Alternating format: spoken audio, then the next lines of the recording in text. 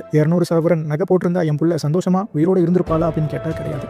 இந்த 200 சவரனை கொடுத்துருந்தேன்னா அவங்க குடும்பத்துடைய கௌரவம் காப்பாற்றப்பட்டிருக்கும், மான மரியாதை நிலைநாட்டப்பட்டிருக்கும்.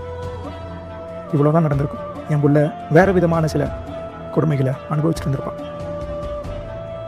2025 வருஷத்தில் இருக்கும். இன்னமும் கல்யாணத்துக்கு ஜாதி பார்க்குறாங்களான்னு கேட்டால் பார்க்குறாங்க, மதம் பார்க்குறாங்களான்னு கேட்டால் பார்க்குறாங்க, வரதட்சணை கேட்குறாங்களா அப்படின்னு கேட்டால் கேட்குறாங்க, புது பேரில் கிஃப்ட்டு அப்படிங்கிற பேரில் கேட்குறாங்க. இன்னமும் நம்ம நாடு முன்னேறவெல்லாம் இல்லை. இந்த மாதிரி விஷயங்கள் வேறு விஷயங்களில் முன்னேறதோ இல்லையோ அது எனக்கு தெரியல. ஆனால் இந்த விஷயங்களில் பின்னோக்கி தான் போயிட்டுருக்குது. இத்தனையும் எதுக்காக தெரியுமா? குடும்ப கௌரவத்தை காப்பாற்றுறதுக்காகவும் மான மரியாதையை காப்பாற்றுறதுக்காகவும்.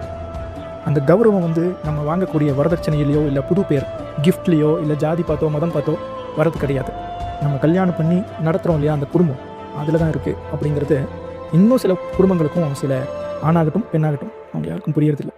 வாழ்க்கையாக ஒரு தடவை போச்சுன்னா மறுபடி வராது.